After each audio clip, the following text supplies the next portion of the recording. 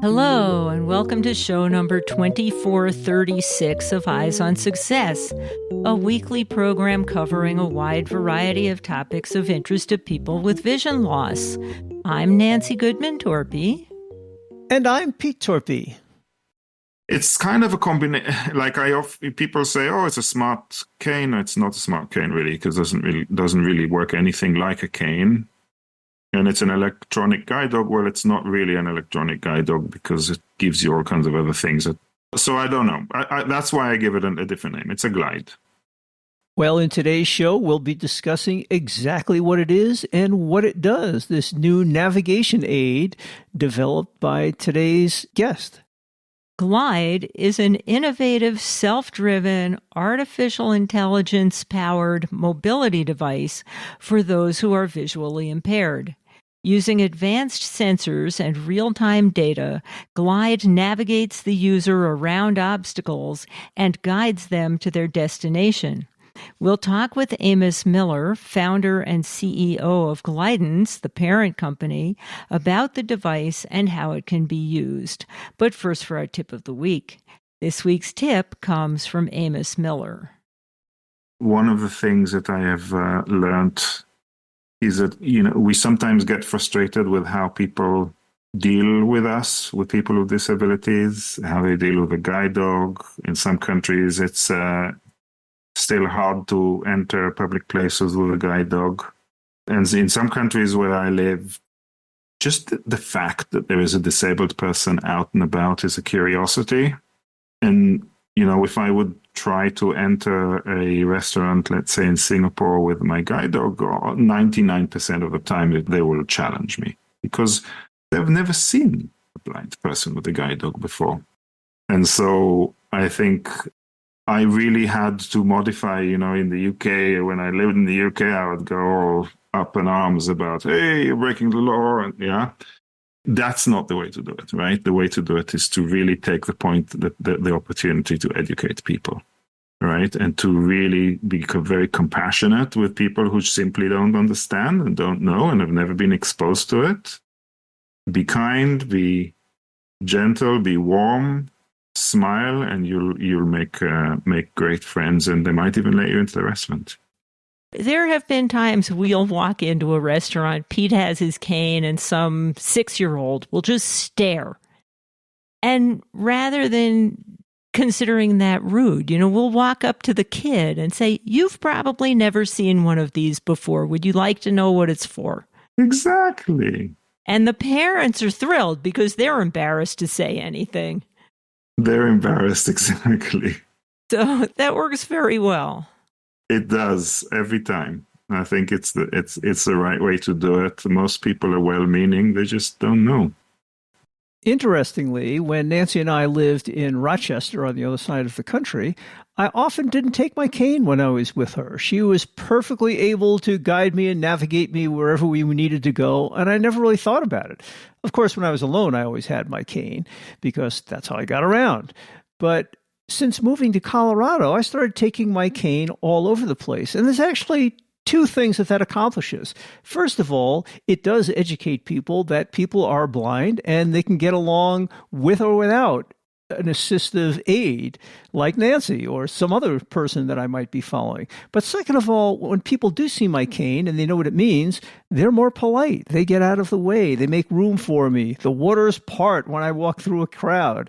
So it can be an advantage in many ways. You are listening to Eyes on Success. Success, success, success, success, success. Let's start by meeting Amos. As you'll hear, he has led a fascinating and varied life. Hi, everyone. I'm Amos Miller. I am the CEO and founder of Glidance.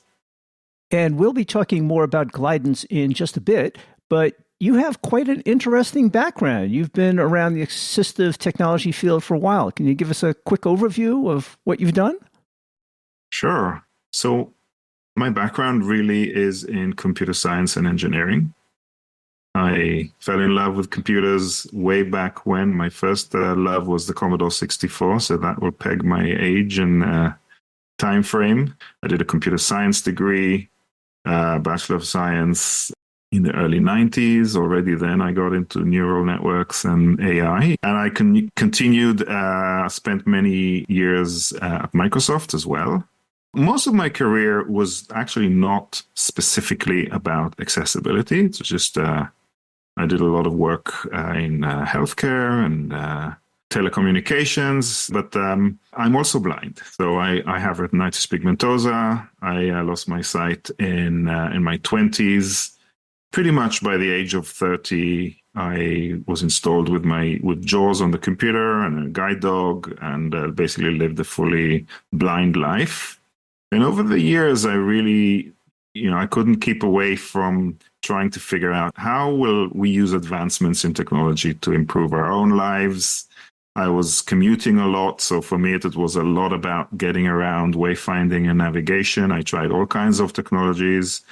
I joined Guide Dogs for the Blind while I was in the UK, and that really led to research work between Microsoft and Guide Dogs that led to the development of Soundscape, which is one of the navigation apps that some people in the community would be familiar with.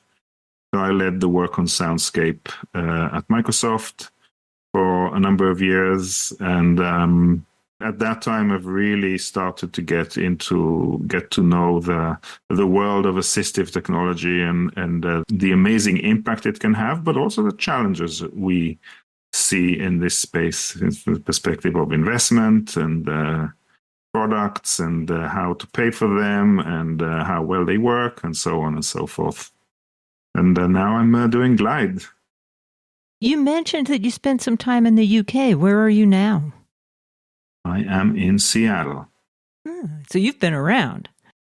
Oh, I've been around. I grew up in Israel. That's where I did my computer science. I moved to London.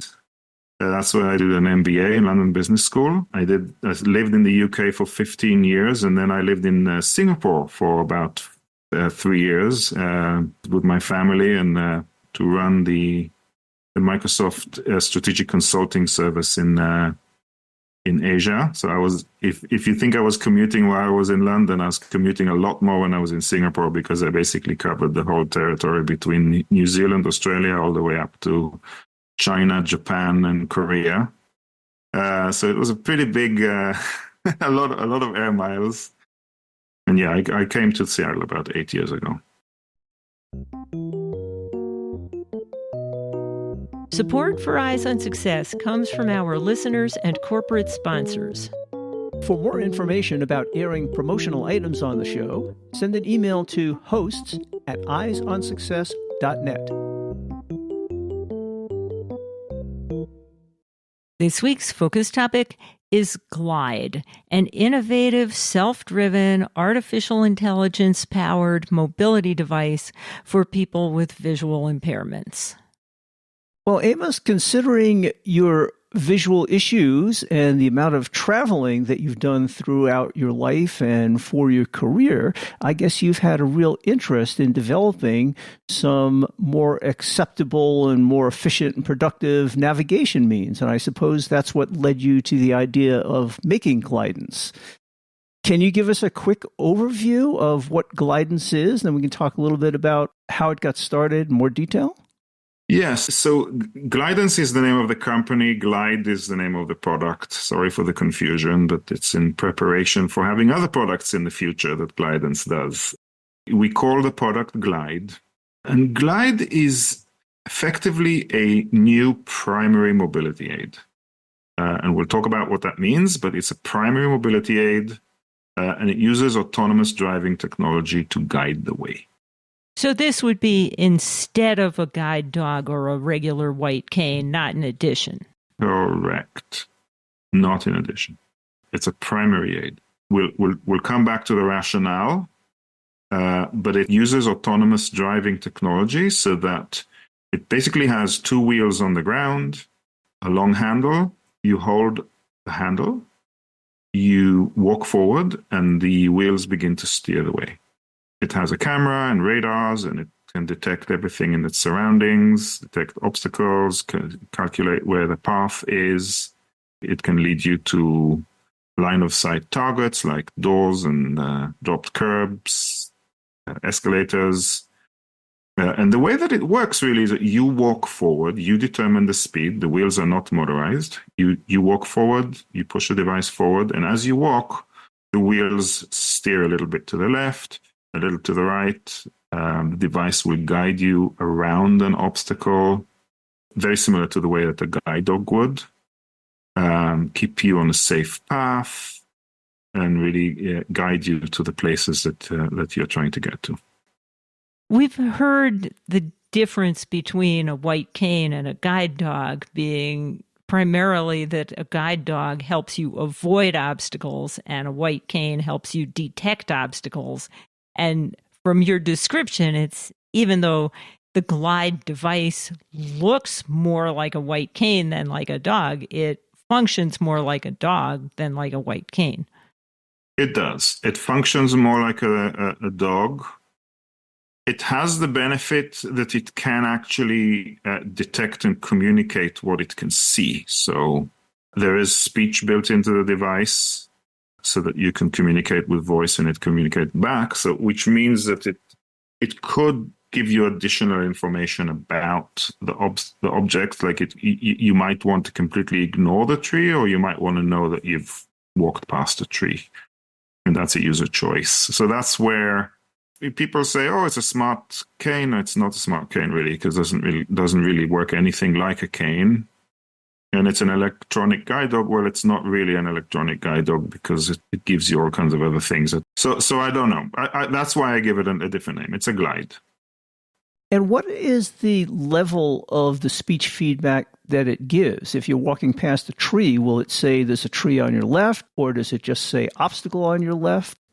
The device can detect what things are. It uses AI for object detection.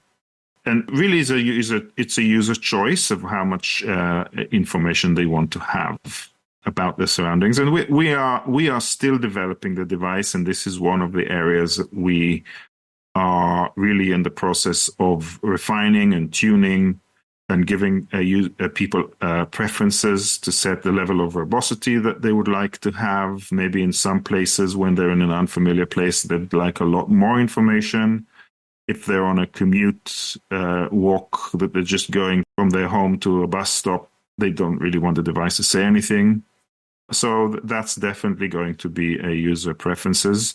It's also, I don't want to major too much on voice. It's mainly the guidance that you get through the wheels. There's also haptics in the handle. And the reason I don't want to major too much on voice is simply that sometimes outdoors it's hard to hear it. Like, we don't always want to walk around with headphones. We could be in a pretty noisy place. Many people don't have necessarily the hearing acuteness to hear speech in noisy environments. And so the voice is really additional information. So in the absence of using the voice, when you approach the example of the tree that we've been talking about, it just steers you around it, or does it give you haptic information? Yeah, it just steers you around it. You'll never know it's there. I assume you're one of the first people to try using this device out in public. How does it work for you? So let me I want to make sure that it's clear. The device is still in development. It's not fully functioning yet. We have multiple prototypes with different capabilities. We're going to get to a beta device in a few months' time. That's when we will have a fully functioning pre-product device, okay? So when I use it in a very controlled situation. I'll have engineers with me and we'll be trying things out. It's not that I walk around Seattle all day with Glide yet. We're not at that stage from the development perspective. So I want to make sure that that's clear. But from an experience of using it and working with it, for me, it's a great experience. And one of the interesting things is how people around react. I mean, people definitely stop and look and wonder, what is this? And people realize what it is, and they'll come over and say, hey, this is amazing. I've got somebody in my family who could really benefit from something like this. It's really creating curiosity. And I can't wait, honestly, when we start rolling out this device. The next September is our goal, September of 2025. I just can't wait to see what the public's reaction is going to be. Do people readily recognize it as an assistive device for the blind as they would a cane? I mean, sometimes I'll take my cane just so that other people know I'm blind, even if I can follow my wife quite aptly. I don't have a clear answer to that. And I think that's exactly why we're having this interview and conversation. And that's why we're talking about it with the community, because we have to start addressing those questions. Some people say, oh, you need to pen it white and give it a red tip at the end. And other people say, no, I want it to look like some futuristic device that doesn't look anything like an assistive device. That's interesting, yeah. There's different opinions.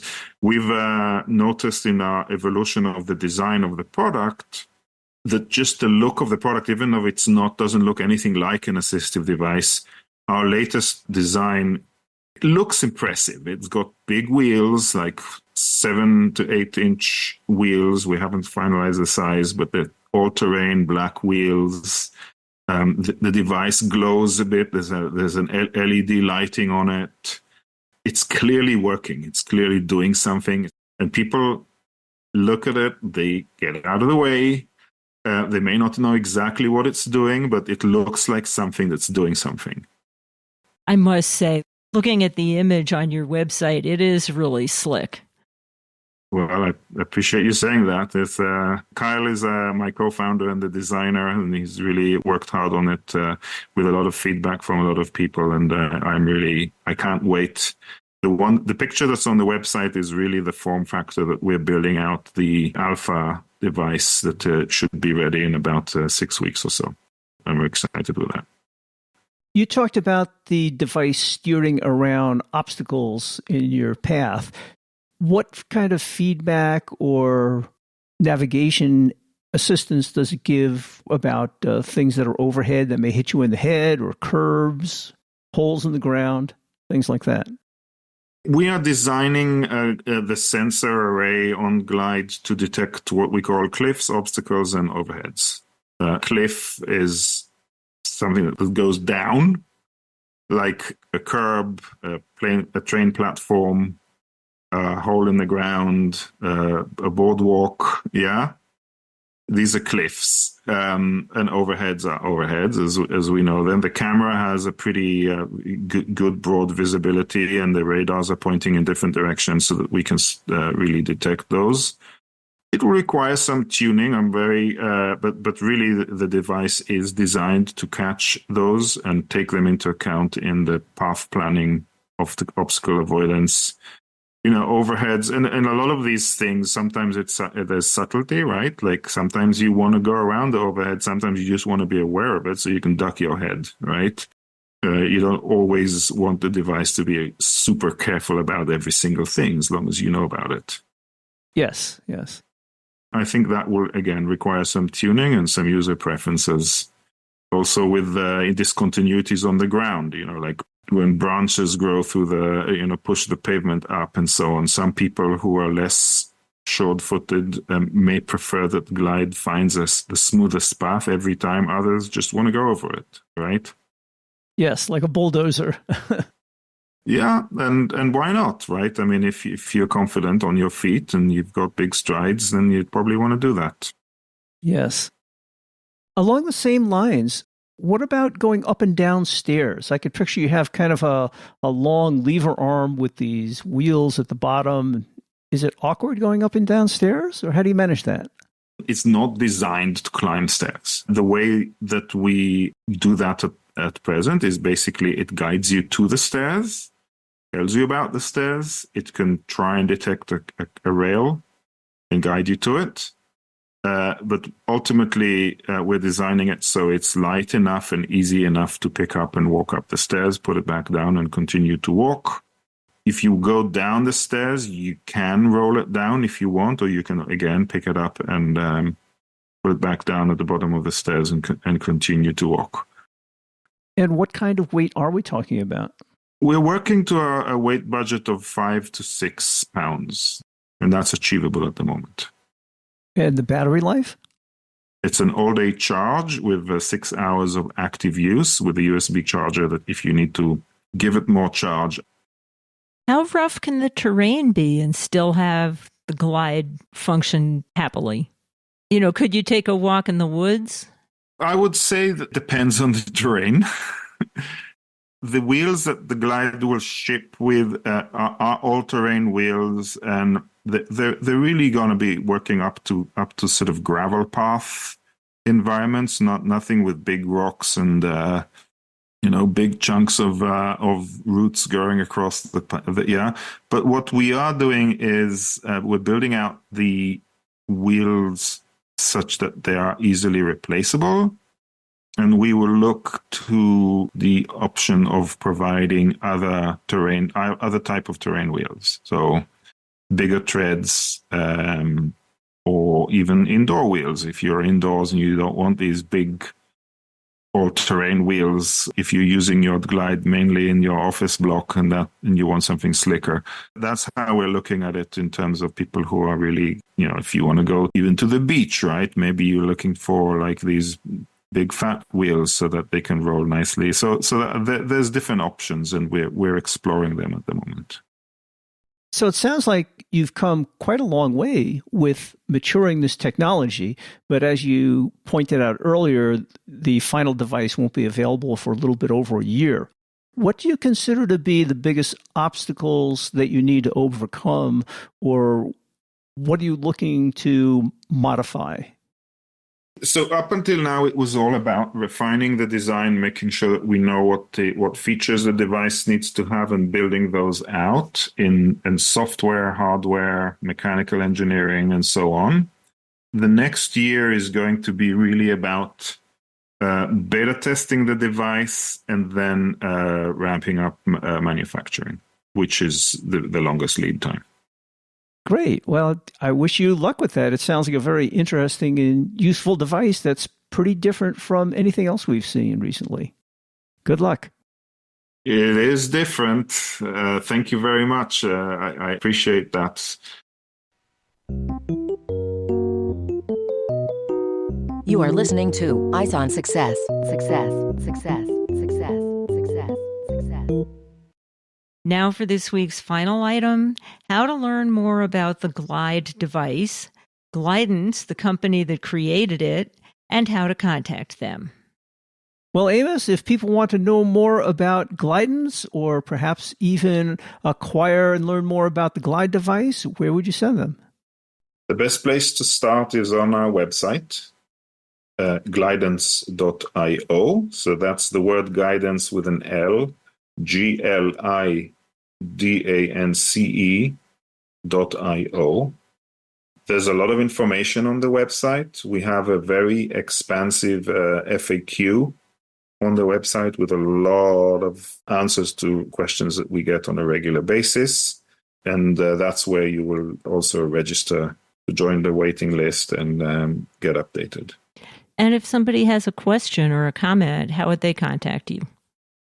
The best way is to register on the contact page and put your question either in the registration, or the moment that you do register, you will get an email from us and you'll get information about how to contact us. There's a Gliders email address that you can use. Our whole team is on that Gliders email address, responding to questions all the time. Do you have a social media presence? We do. We have Instagram on glidance.io and Facebook. We are also on TikTok and on LinkedIn and Twitter. All Glidance.io handles. And from our conversation, it's clear that you are very interested in user feedback and very engaged with the community. And tell us how important that is to you. Engagement with the community is very, very central to the development of Glide. And we hold regular Zoom calls with people who are interested to be engaged and ask questions, contribute to the development. They happen on the last Wednesday of every month. And the best way to really get involved is to go onto our website and join the waiting list, register with us. You'll get regular emails. You'll be invited to those Zoom calls. We do have demo days that we schedule out for people to be able to come to see the device and give feedback about it and experience what it's about. And we also, for people who are interested in backing the project, we are taking pre-orders. We started to take pre-orders 2 weeks ago. Pre-orders give you a 30% discount on the price of the device and get you to the front of the line to receive the device, which are two important factors. The price is $1,500 or $1,499 to be precise, and with a pre-order you'll get a 30% discount on that. But I would also urge people who pre-order to be open-minded. We are still over a year before we will be able to begin to ship the devices. We're still learning a lot. We would like people who pre-order to be part of the development process to make sure that we bring about an amazing device for everyone. And if you activate the link to the show notes for episode 2436, which is this episode, you'll find all of that information that you just heard in the audio. Just go to www.eyesonsuccess.net. And we've done lots of shows about different kinds of navigation and mobility aids. If you put those terms into the search field on our website, you'll find many episodes where we talked about a variety of those devices and mechanisms. They're all a little bit different. They all have their pros and cons. And Glide is certainly another one of the unique options that you'll find. That's it for today's show. Next week on Eyes on Success, we'll be talking about top tech tidbits and access information news. If you are not familiar with these informative weekly newsletters and associated websites, you might want to listen to next week's show. We'll talk with Aaron DeBlasi, Senior Project Management Professional for MindVault Solutions, about how these newsletters and websites have come to be important resources for the access-dependent community. Thanks for joining us this week, and we hope you'll join us again next week for that episode.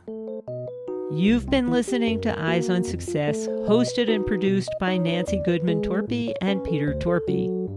You can access the full archive of previous shows, subscribe to the podcast, and much more by going to our website, www.eyesonsuccess.net. If you have questions about anything you've heard on the show or have suggestions for future shows, send an email to hosts@eyesonsuccess.net. Thank you for listening and have a nice day.